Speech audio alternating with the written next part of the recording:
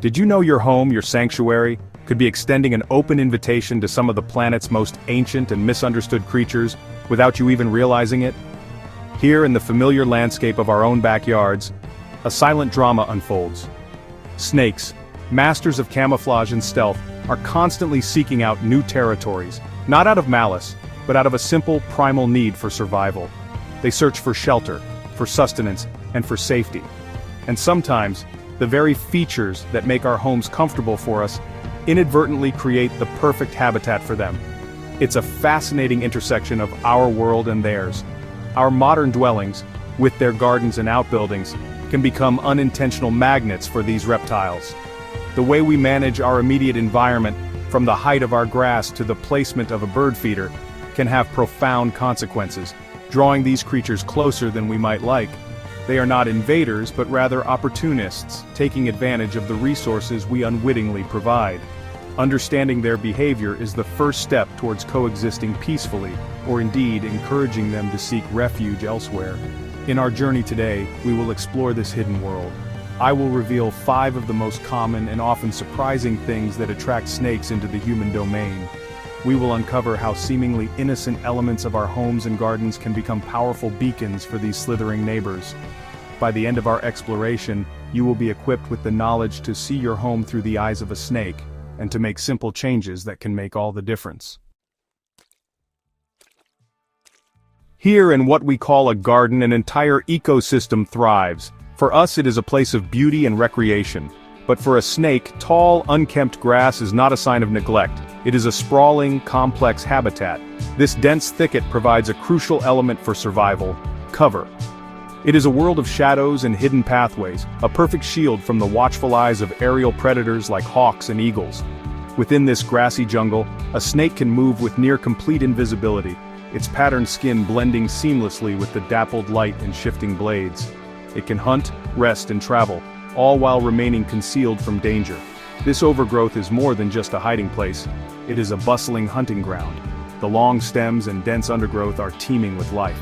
Insects, slugs, and frogs make their homes here, and where they gather, so do their predators.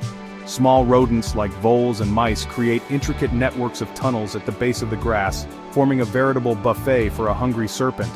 A snake doesn't need to expend much energy. It can simply lie in wait, a patient and perfectly camouflaged ambush predator, waiting for its next meal to scurry past. Our failure to mow the lawn becomes its invitation to dine. The same principle applies to our lovingly planted but overgrown garden beds.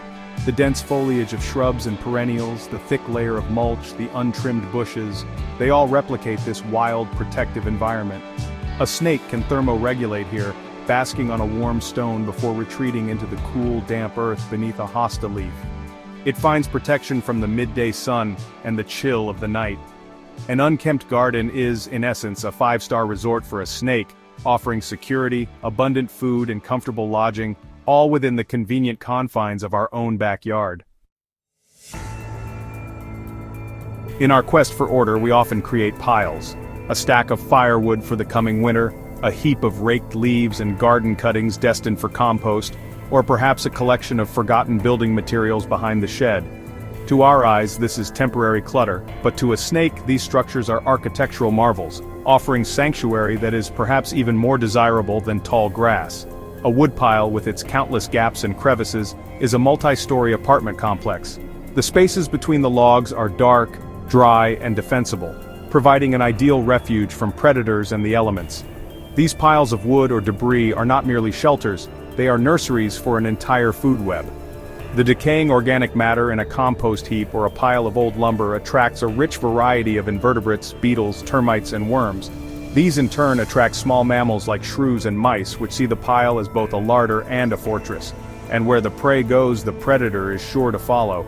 A snake can weave its way into the heart of such a pile, finding a steady supply of food without ever having to expose itself to the dangers of the open world. It is a self-sustaining ecosystem built by our own hands. The thermal properties of these piles are also a significant draw. The dark, dense materials absorb the sun's heat during the day, creating warm pockets perfect for basking and digestion. As evening falls, the pile retains this warmth, offering a stable and comfortable temperature through the cool night. For a cold-blooded reptile, this is an irresistible feature. A pile of rocks, bricks, or even old tires can serve the same purpose. Each gap and hollow is a potential home, a place of safety and comfort, turning a simple pile of our discarded items into a thriving reptilian metropolis. The boundary between the wild outdoors and the controlled environment of our homes seems to us quite solid. We have walls, doors, and foundations, but a snake perceives the world in a fundamentally different way. It's a creature of immense flexibility, able to exploit the smallest of imperfections. A tiny, unsealed gap beneath a door, a crack in the foundation that we might overlook for years, or the space around a pipe entering the house. These are not flaws. They are doorways. For many snakes, if they can fit their head through an opening, the rest of their lithe, muscular body can invariably follow. These unseen portals offer a powerful allure.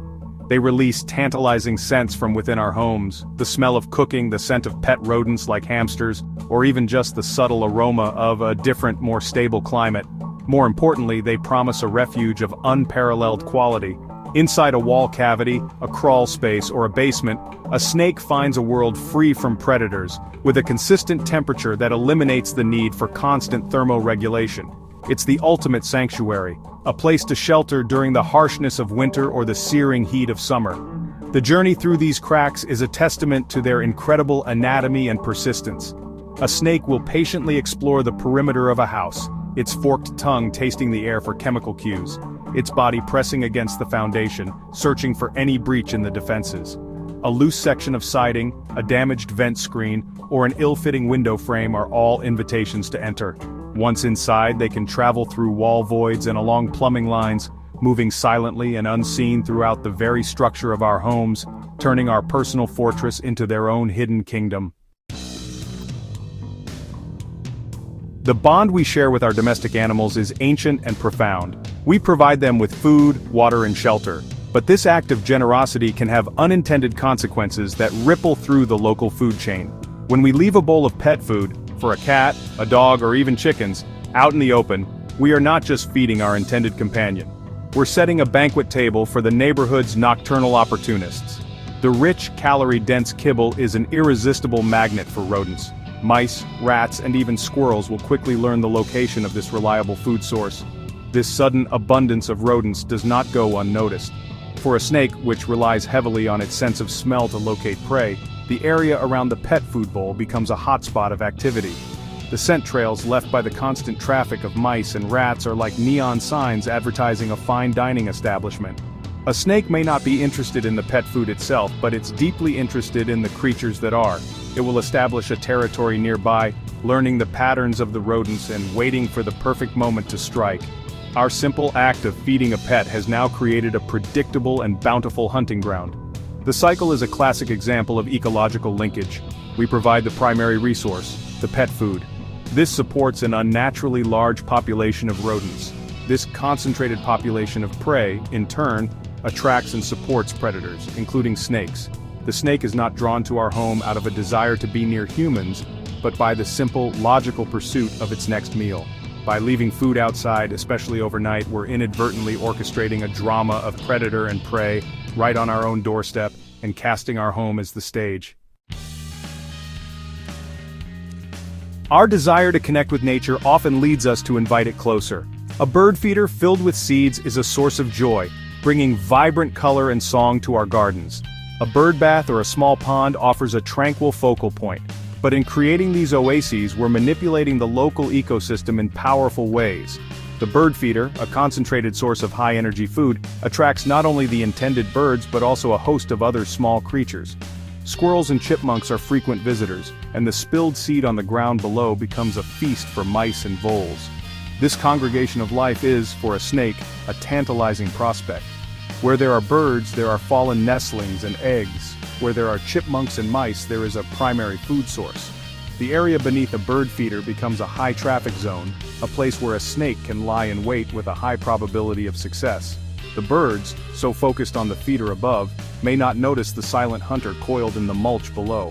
The snake has learned that our generosity creates a reliable and predictable source of prey, a natural cafe it can visit time and time again.